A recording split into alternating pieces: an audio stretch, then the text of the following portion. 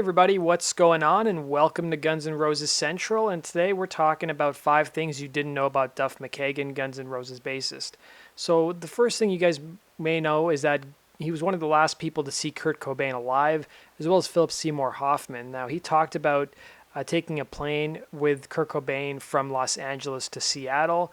And here's what he had to say. He said, when Cobain escaped the Los Angeles Rehab Center back in spring of '94 and boarded a plane headed to Seattle, he found himself sitting in first class next to Mckagan. Duff recently explained, we talked, we were both sort of on the same boat, a couple of guys recognizing where each other was at. It's no fun being completely and utterly addicted.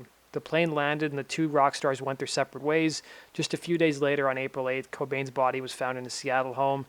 He had killed himself with a self-inflicted gunshot wound. Now, there was a book signing that Duff did in 2011 when his first book, It's So Easy and Other Lies, came out. And apparently he got heckled by a member of the audience. So there was a guy who kept badgering Duff Mckagan with questions. He was asking Duff, was Kurt Cobain depressed on the airline? The man can be heard saying loudly over the crowd, was he in despair? The man continues to harass Duff with questions about Kurt until a security guard confronts and begins to escort him out of the room. At that point, the heckler yells out, get your hands off me before I knock your ass down, mother effer. That got Duff's attention, and he had enough. Duff ended up jumping from his seat and yelled, get the F out of here, mother effer, to the raucous cheers from the assembled crowd, walking across the stage in the direction of the heckler while doing so. As the man is taken out of the room, Duff sits back down in his chair and the signing goes on as if nothing happened. If you guys want to see video footage of this, I've linked to it down below.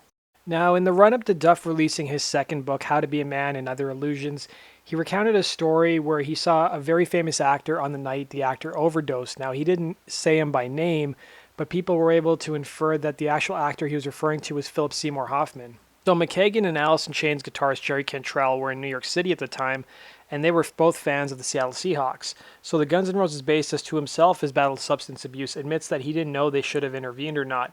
Should we offer our friendship and a safe place? Mckagan mused in his new book. Now, Mckagan doesn't identify the actor, but he and Cantrell were staying in the West Village where Philip Seymour Hoffman's body was discovered on February 2nd, 2014, the day of the Super Bowl. Out of respect for his children and our joint association with the fraternity, I don't feel comfortable calling him out by name, Mckagan writes. According to Mckagan, they saw the star loitering around in the street, presumably to score drugs, on the Saturday before the big game as they were headed to and from the Foo Fighters show. We ran smack dab into the actor again, Mckagan says, on the street, waiting again. Shit, man. We thought maybe he was on his last run before getting clean. Surely if we saw him again in the morning, we'd have to say something. Bro, come on. We've been there. Come on out of the cold. We understand. Instead, Mckagan says they were awakened the next day to find an ambulance, police, and a crowd of media and fans outside. The actor they had reportedly encountered was dead. Number 2, Duff Mckagan, when he's not being a musician, is actually a money manager for other musicians. So he actually started a company back in 2011, 2012 called Meridian Rock, which helps musicians manage their money. Mckagan discovered his acumen for business when the years of bad living caught up with him in 1994. He was hospitalized with ruptured pancreas, which left him with third-degree burns and a doctor's warning that he would die if he had another drink. He said he found a new obsession after that time, including income tax returns. He said, I didn't have any work to do and I had files of my personal and Guns N' Roses financial statements for the previous 8 years. I wanted to learn how to read these, but I didn't trust anybody. I got the light bulb in my head and I said, I want to go to school.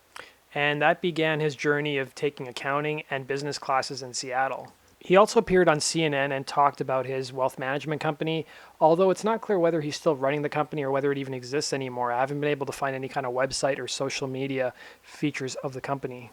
Number 3, aside from having his own wealth management company, Duff Mckagan is actually a pretty smart investor. So in 1994, with an investment of $100,000, he bought stocks in companies including Starbucks, Microsoft, and Amazon. Now, somebody on Reddit looked at the gains that the stock prices have made since 1994, and you can see even without Guns N' Roses, Duff Mckagan would have been a very wealthy man. Number 4, Duff Mckagan's second solo album called Beautiful Disease was actually supposed to be released in 1999. However, it was shelved after a merger between Mckagan's parent label Polygram and Universal. One song on the album, called Who's to Blame, deals directly with the dissolution of Guns N' Roses. According to Duff, back in 1999, about a year ago, Axl and I met and made tapes and met with Slash, but he's hired all new guys now, Mckagan says. I'm probably just as confused about the situation as anyone. It all stems from big business stuff. I chose not to go that route. I'm not in it for the money. I backed away from it because it was just a real ugly side of music.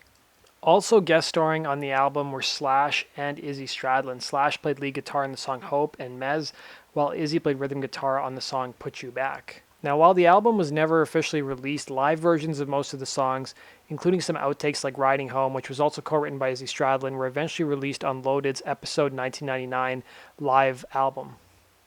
Also, a different version of the song Mez can be found on the record Mckagan made with 10 Minute Warning in 1998. The alternative version has different lyrics and a different vocal melody on it. Now, originally Duff wanted to buy the rights to the album so he could release it. However, the record company wanted several hundred thousands of dollars for the album. Fact number 5 that you guys may not have known about Duff Mckagan, he actually appeared on the TV show Sliders in a 1997 episode. So in the episode that he appeared on, he played a punk rock vampire. So his character was named Harker, and he appeared on season 3, episode 24, and that's a still from the actual episode he appeared in. Now, Sliders was an American science fiction show, and it was broadcast between 1995 and 2000, and the series followed a group of travelers as they use a wormhole to slide between different parallel universes. So that does it for this episode of 5 Things You May Not Have Known About Guns N' Roses. I hope you guys enjoyed this episode. Let me know your thoughts down below. Is there anything else about Duff that maybe I didn't know or that maybe you didn't know? Just comment down below. And hit the like button, guys, if you enjoyed the content of this episode. And be sure to hit the subscribe button if you'd love to see more videos just like this. And if you love Guns N' Roses just like myself. Take care.